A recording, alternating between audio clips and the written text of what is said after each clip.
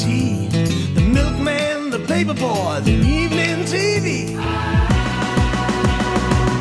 Everywhere you look, there's a heart. Christmas Day, week 1, baby. We finally made it. I'm in love. We're going to break it down for you, get some sit starts coming at you. Go with some good matchup, bad matchup. You know, sometimes you draft these guys in the first 5 or 6 rounds. There's your boys. You're going to run them out there regardless of who they're playing. We're just going to say maybe you got to temper your expectations on a few of these studs and maybe give you some long shots at maybe a flex play out there. Lead it off. Who are we going to lead it off with? I think one of my favorite starts, I wasn't really big on this guy come drafts, but Alex Collins, who you probably got in what, about 4th round? Yeah, he's been going early, mid-4th round. But this... Not really a big Alex Collins believer, but this matchup no, is but cherry. This incredible matchup, playing Buffalo. I mean, I don't even know if Buffalo is going to make it across midfield with this offense.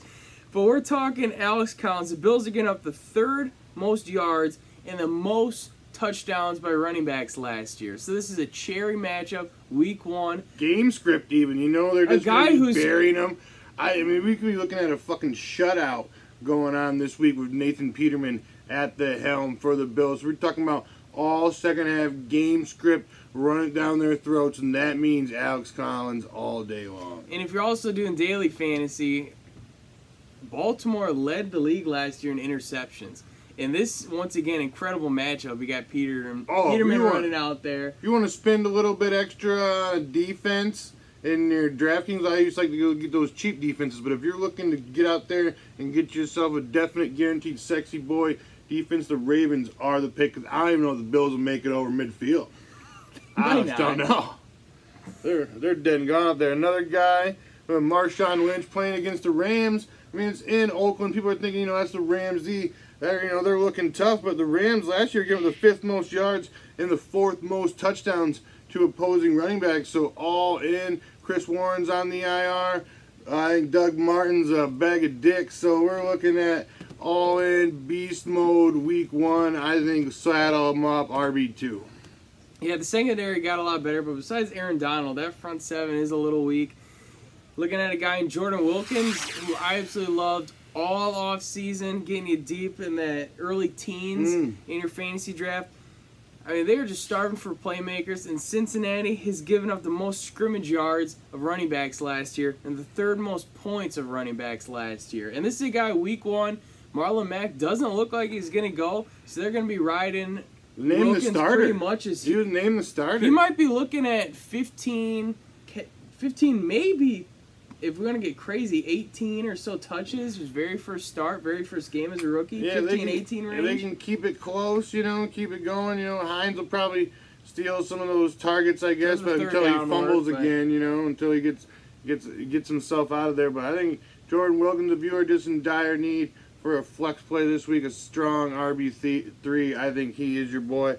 We're going to be going Joe Mixon, who, I mean, he's got a really good matchup. He's been kind of scaring me. After that sexy reception when he spread out wide against the Bears and he scored, his yards per carry in the preseason did go down. He's been scaring me a little bit. And this is the matchup against these Colts. If he goes out there and lays an egg for you week 1, we're on life alert on the Joe Mixon lovers, right? I mean, what did he average last year? Yards per carry? 3.5. Did he already say that? Yeah. No, I haven't said that. No, I didn't say that. I was already zooming on the nose. But yeah, 3.5 yards a carry. He's gonna get the workload. Very good matchup. But you're drafting this guy pretty high. I even saw him going 2nd round in some of these drafts. Mid-2nd round last night in a draft in the listener league. Listener league, baby. We did another one of those last night. You sit out. You might have to take over a team though. We got some guys. A couple guys didn't show up. They put the teams on auto draft. So either they put them on auto draft, put the word out there. If they aren't down, if they're non-responsive, we'll be looking to unload those teams on maybe some of you. All right, back to Mixon. Yeah, the Colts defense absolutely vomiting up yards. All in this week. Saddle him up. If he lays an egg for you, I mean, ribs on. Just cut him. I know. Jesus. Boy, it's looking a little life for it. If he can't get it going against the Colts with this fucking shitty offensive line, I don't know what the hell else he's going to do. All right, talking about some bad matchups here, running backs. I really think Ajayi's got a tough matchup. I mean, you're looking at him Atlanta on Thursday night.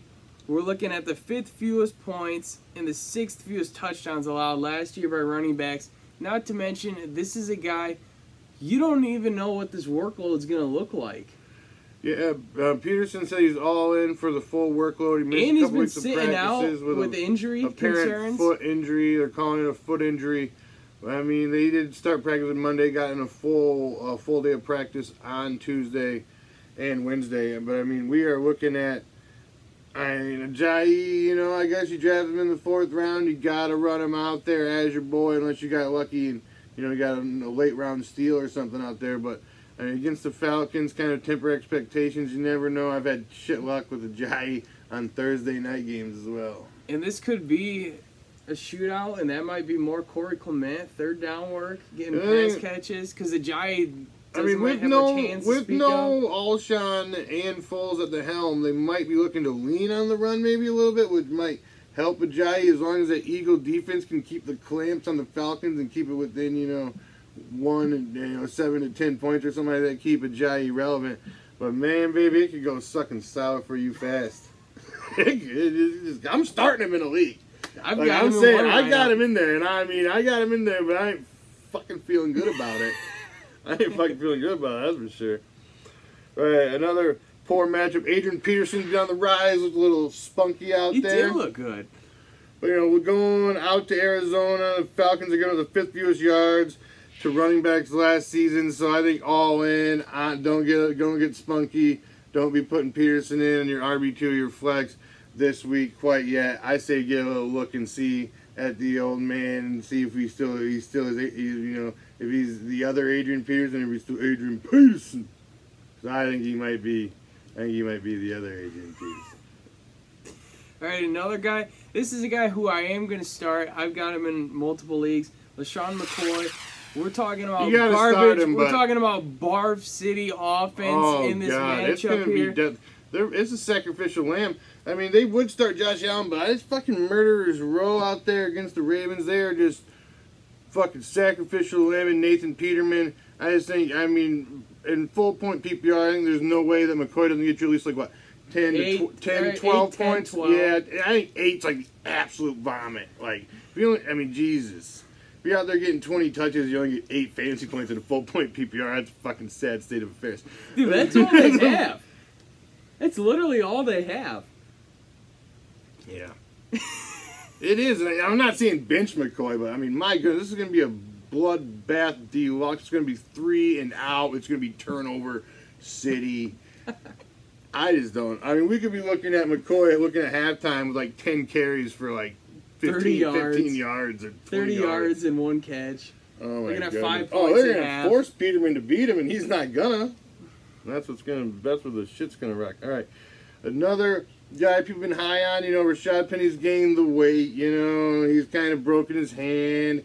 He's on the up. He's on the out. Chris Carson's on the up and up. But I'm saying keep Chris Carson on your bench this week. So he's playing against the Broncos. They're going to have the 3rd fewest yards and the 4th fewest points, 2 running backs last year. I mean, it's in Denver. I'm thinking about the all-in on the sit for Chris Carson. I mean, Denver was pretty tough against the run last year. Slammed the door on Elliott last, like 9 carries, 8 yards. They're terrible against the pass, but their defense against the rush is actually very, very good. If we're looking at receivers here, good matchups. I think all in Chris Hogan. I think Chris Hogan's going to be back in wide receiver 1 until Edelman gets back, and he might stay in that conversation. I mean, this guy was the 10th PPR wide receiver before his injury last year. Gets a great matchup against Houston's secondary, who's vomiting points against receivers. Yeah, the third most touchdowns against receivers last year, and the 4th most yards last year. They do upgrade in secondary with Manti Te'o, but still, their corners are nothing to be desired. I feel like this is going to be a shootout, and Chris Hogan I think he was even with Gronk last year in red zone targets. Yeah, he had 1 fewer red zone targets than Gronk, and he played like 4 less games. So all in. I mean, they just got nobody else with Edelman on the shelf for the first 4 weeks. Rostering like 3 receivers. Philip Dorsett and Cordell Patterson. and that Slater, the special special teamer guy, yeah. So we're looking at all-in Chris Hogan just getting peppered with targets against a defense that's looking to fucking vomit him up in a shootout atmosphere with the Hollywood, baby. He's going full-on Hollywood Hogan. He scores fucking 2 touchdowns. I'm showing up week 2 wearing the fucking boas and the do-rag. All in. Dude, he just might. You heard it. I'm fucking doing it. 2 touchdowns, you gotta get your boas and do-rags. All right, another guy we're talking about good matchup. I know I'm scared as hell when you think about going to week 1 starting Allen Robinson. Then that just sounds like the scariest fucking thing. This guy, you haven't even seen him in a jersey really at this point. It is the wild, it is the fucking great unknown when you're going out there with Allen Robinson week 1 as your wide receiver 2. And that's what these people are doing. They're drafting that 4th round. He drafted that 4th, maybe early 5th rounder. I mean, but he does have a great matchup against those Packers. They're giving the 5th most yards and the most touchdowns to opposing wide receivers last year. So, I mean, if he's going to get it sexy for you, he's going to get it sexy for you now. So you draft him to get him up in there, and I say fucking keep him up in there. And hopefully the Bears, and speaking of the Bears, baby, we're talking about Super Bowl Bears, boys. Khalil Mack in uniform. I'll tell you what is John Gruden doing? John Gruden giving us fucking presents, baby. Thank you, Gruden. Listen, I know I'm just a dick chop sitting in a basement in an orange chair right now. Dick chop, we got wood paneling walls. But if you give me the reins of the Las Vegas Raiders, I will create a better winning team than John Gruden. And I guarantee it. Have a 3rd round pick for a guy who's never going to play a fucking game for us or another game in the NFL. Go ahead. Have that 3rd round pick. I know the Bears paid the piper in draft picks. But really, it's not that much. Salary cap. It's the salary that's the thing that's paying the piper. We're talking about a generational player here. You are. You're talking, this might not only be a top 5 defensive player, but might be a top 5 overall NFL player. I mean, the Bears, we were thinking, we're middle in the muck, maybe some 7-9, we're getting better. This signing, we got the Bears fans, we got us believing it's playoffs or bust, Bears. It's on to Mitch. We gotta sneak the fuck in there, Bears. We gotta get in there. Mitch. This kind of deal, this kind of great offseason, we need to get in that 10-6, 11-5 fucking conversation. I think it'll take 11 wins. I don't know if they're gonna win the division. Yeah, I really think it's Minnesota and Green Bay battling it out. Might have the toughest division now, Bears. We're talking the Lions might be the worst team, and they might win 8 games this year. This might be the toughest division in football, Bears. We could have every single black team in the NFC black and North blue division is back, Bears. At least 500 this year, I think. Where the fuck were we? All right, we're talking winners. D-Train. The guys to go. Well, also, we're talking about Bears. I know we're talking wide receivers, but if you got 2 tight ends and for some reason Trey Burton is your second tight end, throw him in as your starter this week. Oh, I got. Or even in your flex. I mean, get him in your lineup. I got Gronk and Trey Boo Boo, baby. And fuck you, fun acting like Trey Boo Boo. You stick it, baby. We're going fucking. I am in the listener league. We got the full Gronk. We got the Boo Boo in the flex, flopping around, whatever you want to do to feel better about yourself. But I'm all in with it, baby. All right. We're hitting on the donkey receivers. Oh, yeah, donkey receivers. We got Demaryius Thomas. We got Emmanuel Sanders. They're at home versus the limp dick Seahawks. Who's got nothing left. I think it is. Earl Thomas is looking like give him an extension. Demaryius is already in your lineup. He's not going anywhere. But a guy like Sanders probably on the borderline is like your last flex play. If you're kind of between 2 guys, I think you're leaning toward Emmanuel Sanders with this great matchup. Oh, yeah. Emmanuel Sanders, get him in there. Marvin Jones, Golden Tate, Kenny Galladay, wanted to throw in that. Also have great matchups versus Jets. We're giving the 5th most touchdowns and the 5th most points to opposing wide receivers last year. So all in with the Lions as well. How about a shot in the dark? We're talking about like 17th, 18th.